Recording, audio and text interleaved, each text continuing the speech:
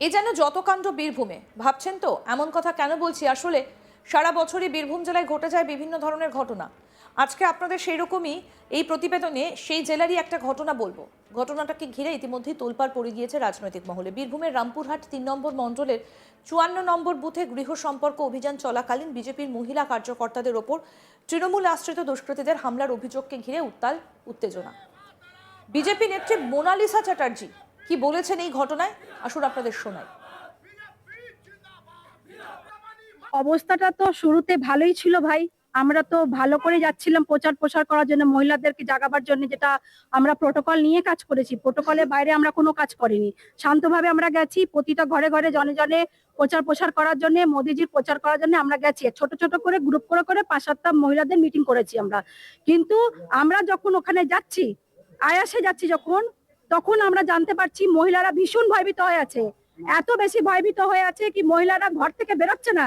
আমরা ওকে টেনে টেনে বার করছি, বোঝাতে হচ্ছে, কাঁপছে, পালিয়ে যাচ্ছে, ছুটে যাচ্ছে। আমি এরকম বুঝতে পারছি না এরকম কেন হচ্ছে।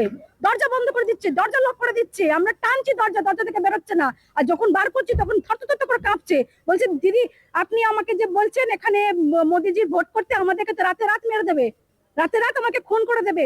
তখন আমরা নিজের ফোন নম্বর দিয়েছি, ফোন নম্বর দিয়ে বলেছি, যদি কেউ আপনাদেরকে ধমকি দেয়, কিছু যদি করে, আপনারা ফোন করবেন, আর আমরা অবশ্যই আপনার পাশে আছে। একটা কথা বলুন, আমরা ওখানে প্রচার করতে গেছি, মহিলাদেরকে নিয়ে আমরা প্রচার করছি।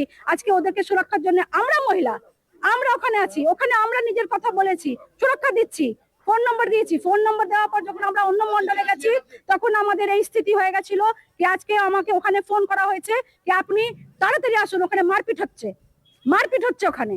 আমরা দৌড়তে দৌড়তে গিয়েছি, পুলিশ মারধর করেছে।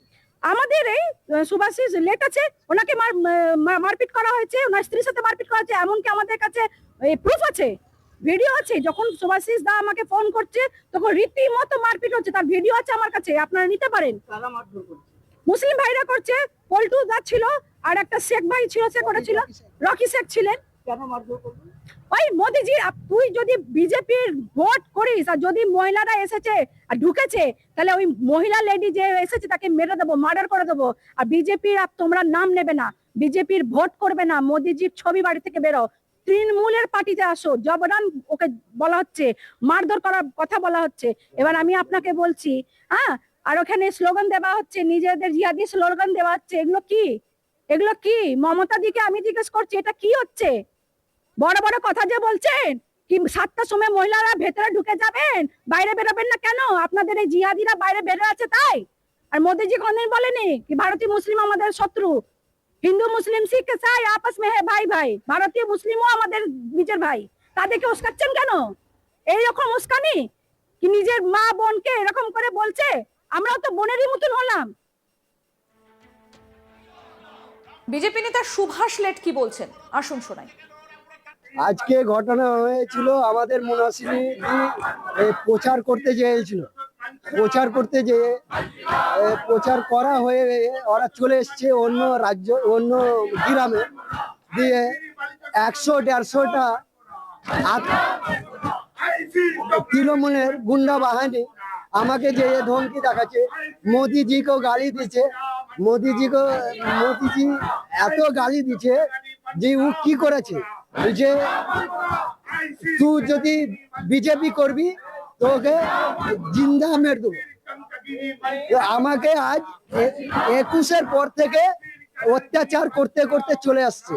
আমার এখনো বাইক গরু, আমার বাড়িতে এত হামলা হয়েছে 21-এর পরে। আবার এই ঝামলা, এই 26-এ এই ঝামলা আমার বউকে একটা ধাক্কা দিয়ে দিচ্ছে। এত লোক এসে তেরে পল্টু শেখ আমার এক কার্যকর্তা আমার সাথে থাকে, তার নাম রবি, আমাদের জামাইবু হয়, আমার সঙ্গে সবসময় ঘুরে।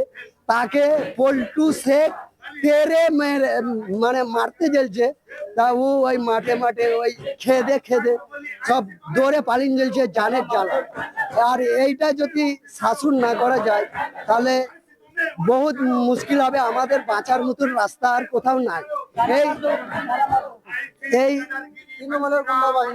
তৃণমূলের গুন্ডা বাহিনীরা আর এই মোদিজি কে বলবো এই গুন্ডা বাহিনী দিকে সাহায্য করার লেগে, না তো আমাদের নতুন হিন্দুকে এরা আমাদেরকে কখনোই বাঁচতে দিবে না। এই ঘটনার প্রতিবাদে রামপুরহাট থানার সামনে অবস্থান বিক্ষোভে সামিল হয় বিজেপি। বিক্ষোভ কর্মসূচিতে উপস্থিত ছিলেন বিজেপির বীরভূম জেলা সভাপতি উদয় শঙ্কর ব্যানার্জি, প্রাক্তন জেলা সভাপতি ধ্রুব সাহা সহ একাধিক নেতৃত্ব। বিজেপির বক্তব্য, মহিলাদের ওপর এই ধরনের আক্রমণ শুধু একটা রাজনৈতিক দলের ওপর নয়, গণতন্ত্রের ওপর সরাসরি আঘাত। বিজেপি নেতৃত্ব দোষীদের অবিলম্বে গ্রেপ্তার এবং দৃষ্টান্তমূলক শাস্তির দাবি জানিয়েছেন। এই ঘটনাকে কেন্দ্র করে রাজনৈতিক মহলে ছড়িয়েছে উত্তেজনা। বিজেপি নেতা ধ্রুব সাহা কি বলছেন শুনবো। দেখুন, রামপুরহাট পুলিশ যে বিহেভ আজকে করেছে আজকের ঘটনাতে, আমাদের দুজন মহিলা কর্মী বুথ সভাপতি সুভাষ আমাদের আক্রান্ত হয়েছে, তার বাড়ি আক্রমণ করেছে জিহাদিরা। তার মহিলা স্ত্রী এসটি সমাজের, সে এসসি সমাজের, তার প্রতি জিহাদিরা আক্রমণ করেছে। বুথ সভাপতিকে দেখতে মন্ডল সভাপতি আর আমাদের নেত্রী উনি গেছেন মোনালিসাদি। তাদেরকে, মহিলাদেরকে যেভাবে অসভ্য ব্যবহার করেছে এবং প্রাণনাশের হুমকি দিয়েছে, প্রাণনাশ করতে উদ্যত হয়েছে, এসটি পরিবারের উপরে আক্রমণ হয়েছে, আমরা কমপ্লেন দেওয়ার পরেও পুলিশ দেখছি, দেখবো, করছি, করব বলছে। এবং আমাদের মাননীয় জেলা সভাপতি উদয় শঙ্কর ব্যানার্জির সঙ্গে কথাবার্তা বলার সময় আমাদের আইসি সাহেব বলেছেন ওরাও নাকি ফোনে কমপ্লেন করেছে। কোন বাংলায় আমরা বাস করছি, কোন গণতন্ত্রে আমরা বাস করছি? যারা আক্রান্ত হলো আর যারা আক্রমণ করলো, কাদের এফআইআর উনি নিবেন তা ঠিক করতে ওনাকে এখানকার বিধায়কের বক্তব্য শুনতে হচ্ছে, তার উপরে নির্ভর করছে ওনার আইনের শাসন। আমাদের দাবি এই জিহাদি পল্টু এবং তার দলবল রাকি, সাবির, তাদেরকে গ্রেফতার করতে হবে। যেভাবে ওই গ্রামে সংখ্যালঘু সনাতনীরা আক্রান্ত, আদিবাসী আক্রান্ত, এসটি আক্রান্ত, এসসি আক্রান্ত, এটা গণতন্ত্রের পক্ষে অত্যন্ত বিপজ্জনক। সামনে নির্বাচনে ভয়ের বাতাবরণ তৈরি করা হচ্ছে এবং এই নির্বাচনকে প্রভাবিত করা হচ্ছে বলপ্রয়োগের দ্বারা। সেই কারণে আমরা পুলিশের দ্বারস্থ হয়েছি, আইনের রক্ষক পুলিশ। কিন্তু অত্যন্ত দুর্ভাগ্যের বিষয়, রামপুরহাটের পুলিশ তৃণমূলের ক্যাডার সুলভ বক্তব্য বলেছেন আমাদের মাননীয় জেলা সভাপতিকে। এই কারণে আমরা গণতন্ত্রের শেষ কথা বলে জনতা, তাই আমরা পথেই নামছি, পথেই হবে, পথ চেনা। সেই কারণে আমরা আজকে ওনার বক্তব্যে সন্তুষ্ট না হয়ে এখানে এসেছি। আরো আপডেট পেতে দেখতে থাকুন আজ তাক বাংলা। সাবস্ক্রাইব করুন, নোটিফিকেশন পেতে বেল বাটন অপশন প্রেস করুন।